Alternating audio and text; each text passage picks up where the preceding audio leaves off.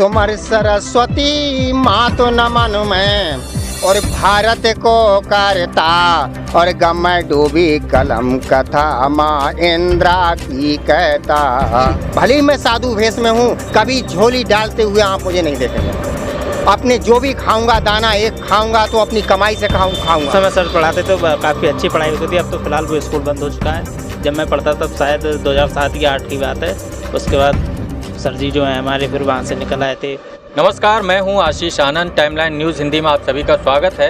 हमारी टीम आज इस वक्त मौजूद है मुरादाबाद से कुछ पहले रामपुर से आगे हाईवे पर, और हाईवे पर ये एक ख़ास हमको एक यात्री दिखाई दिए हैं यहाँ पर, जो कि हैं नरेश मास्टर साहब, जो बरेली ज़िले के रहने वाले हैं। यहाँ पर नवाबगंज तहसील है, उसका एक गांव है मुजहना संतोष वहाँ के। और नरेश मास्टर साहब, उनकी पत्नी और उनका एक बेटा, वो इस यात्रा पर निकले हुए हैं। एक रिक्शा गाड़ी है उनके पास में, कुछ और मामूली सामान है जो उनकी ज़रूरत का है, और उनके बारे में हम बहुत सारी चीज़ें आपको अभी बताएंगे। अभी एक ख़ास बात बताएं कि इस यात्रा में मास्टर साहब जो ये हैं, इनकी बड़ी खासियतें हैं पढ़ाने लिखाने की, वो भी हमारे साथ में आपको पता चलेंगी नरेश मास्टर साहब से कि उन्होंने कई सारे ऐसे अचीवमेंट कह सकते हैं। नवोदय विद्यालय के बहुत सारे स्टूडेंट्स उनको पढ़ाए हैं, उन्होंने सेलेक्ट हुए हैं, और भी उनका अपना प्राइवेट स्कूल भी है। ऐसी तमाम जो पढ़ाने लिखाने की जो उनकी क्षमता है, इसके आधार पे उनके कई सारे बहुत सारे स्टूडेंट हैं। 2 स्टूडेंट अभी हमारे साथ यहाँ पर मौजूद हैं। जब उनको पता चला तो वो यहाँ आए हैं नरेश मास्टर साहब से मिलने। एक है निजाम और एक है रिजवान। तो हम पहले निजाम से हम पूछेंगे कि उन्हें कब पढ़ाया नरेश मास्टर साहब ने।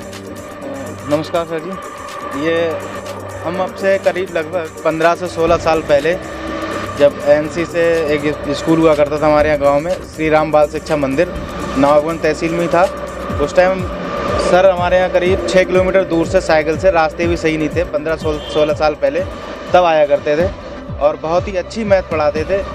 आसपास के 10-20-15 गाँव ऐसे होंगे जहाँ फेमस भी थे बहुत अच्छी मैथ के लिए। और गाँव में हफ्ते में एक दिन, महीने में शायद ऐसा होता हुआ होगा कि पूरे गांव में घूमते भी थे, हर घर पे जाते थे, पूछते थे बच्चा घर पे पढ़ रहा है या नहीं पढ़ रहा है। उसके लिए बहुत ही अच्छी से पढ़ाई भी होती थी स्कूल में, और काफ़ी दूर से मेहनत करके हमें पढ़ाया था। और उसी समय में एक जब राष्ट्रीय पर्व 3 होते हैं साल में, उसमें एक आला सर जी बताते थे, हमें सुनाते थे कभी कभी, वो इंदिरा गांधी को लेकर कुछ, उससे बहुत ही अच्छी होती थी, और बहुत मन विचलित होता था उस चीज़ को सुन के। हमें तो पता है नहीं, लेकिन सर जी बहुत अच्छे सुनाते थे। थोड़ा सा आप बताएं तो अच्छा लगे जरा, थोड़ा बहुत याद हो। क्या था मास्टर साहब वो बहुत अच्छी लगती थी। वो जो निजाम याद कर रहे हैं कि हमें सुनाते थे आप, वो आला थी अच्छा, माँ इंदिरा गांधी के ऊपर कि सुमर सरस्वती माँ तो न मानो मैं, और भारत को करता और गम डूबी कलम कथा माँ इंद्रा की कहता।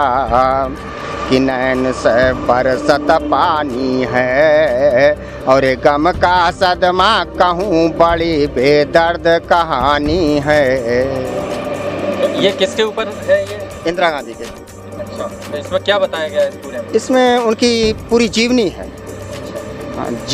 जन्म से लेकर मृत्यु अभी तक। भी याद है ये पूरी? ना, आप तो भूल गए हैं अभी, कहीं काट के कहीं का कहीं पहुंच जाए वो अच्छा नहीं लगता है। चलिए, एक उनके स्टूडेंट और हैं रिजवान। रिजवान, आपको कहाँ तक पढ़ाया मास्टर साहब ने? मैं उस स्कूल में 5वीं क्लास तक पढ़ा था। जब मैं कौन सा स्कूल था ये? श्री राम बाल शिक्षा मंदिर पैगा में ये स्थित है। तो उस समय सर पढ़ाते तो काफ़ी अच्छी पढ़ाई होती थी। अब तो फिलहाल वो स्कूल बंद हो चुका है। जब मैं पढ़ता तब शायद 2007 या 2008 की बात है।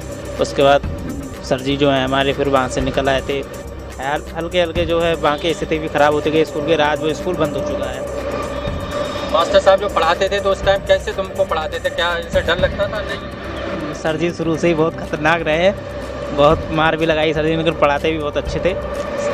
मेरा मानना ये है कि सर जी से अच्छा कोई पढ़ाता नहीं। मैथ भी बहुत अच्छे तरीके से पढ़ाते। फिलहाल मेरे समझ में कभी आई नहीं, मैं मैथ में अभी भी कमज़ोर हूँ।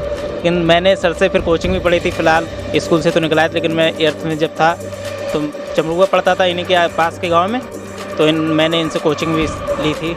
उसके बाद फिर आज मेरी इनसे मुलाकात हो रही है। कितने साल बाद आज मुलाकात हुई? आज लगभग 7 से 8 साल बाद इनसे मिल रहा हूँ सर से अपने। काफ़ी अच्छा लग रहा है।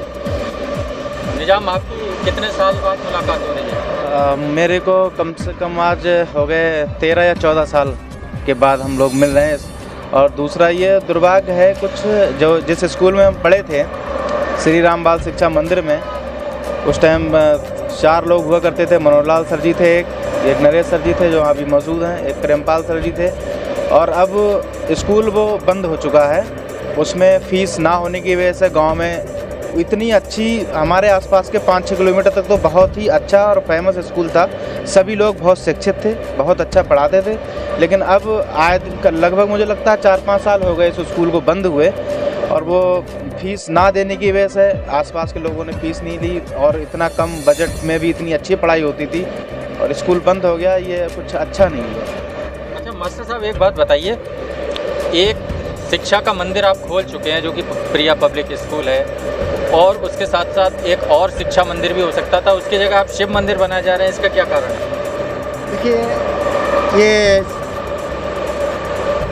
जो सांसारिक शिक्षा है, पद्धति है, उसके साथ साथ मैंने भाई आध्यात्मिक में अपना ज्ञान प्राप्त करना चाहा, ईश्वर की तरफ ध्यान रखना चाहा।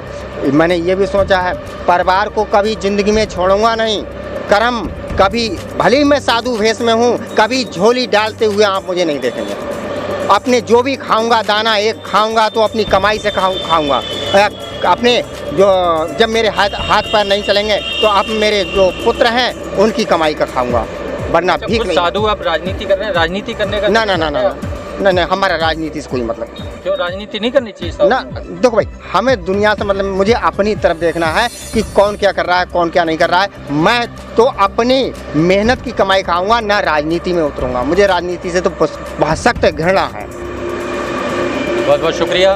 तो ये थे नरेश मास्टर साहब और उनके 2 शिष्य, जिनसे हमने आपकी जो है मुलाकात करवाई। और वो अपनी इस यात्रा पर, एक ध्रुव यात्रा है जिसको हम कह सकते हैं कि मतलब वो पिछले 9 तारीख को अपने घर से निकले और अभी मुरादाबाद तक पहुंचने में भी उनको वक्त लगेगा। और समझिए इसके बाद उनको हरिद्वार तक पहुंचना है, फिर ऋषिकेश, और उसके बाद करीब 17-18 किलोमीटर ऊपर पहाड़ में जो बहुत ही कठिन चढ़ाई है नीलकंठ की, वहाँ तक उनको इसी तरीके से जाना है, साष्टांग यात्रा करते हुए, जो कि महज 3 लोग मिलकर जो कर रहे हैं, जिनके पास कोई काफिला नहीं है, कोई जत्था नहीं है, कोई ऐसी विशेष व्यवस्था नहीं है। तो इस कठिन तरीके की जो यात्रा है वो कितने धैर्य से, साहस से, किस बल पे कर रहे हैं, ये उनके अंदर की आस्था है और समाज का प्यार है, समाज का लगाव है, जो कि उनको इस ओर प्रेरित कर रहा है। बहुत बहुत ये ठेला लेकर चले थे, सोलर पैनल, बैटरी और कपड़ा, खाने पीने का सामान थोड़ा बहुत लेके चले थे। क्या सामान में कपड़ा है, और कपड़ा है ज़्यादातर, और ना बनाने खाने का कुछ भी नहीं है। और ये इसलिए लेके चले कि ताकि इधर से सामान भी हमारा चला जाएगा, और उधर से इस पर मंदिर बनवाएंगे, उसको सजा करके हम लेके आना। जब वहाँ से चले तो गांव के लोगों ने कुछ सहायता करी? हाँ हाँ, सहायता करी, बहुत कुछ दान दो, हाँ, दान दिया था और विदा किया था हमें जादवपुर तक। गांव वाले आए, हमारे गांव के, नज़दीकी गांव के बहुत सारे, लगभग 400-500 लोग थे।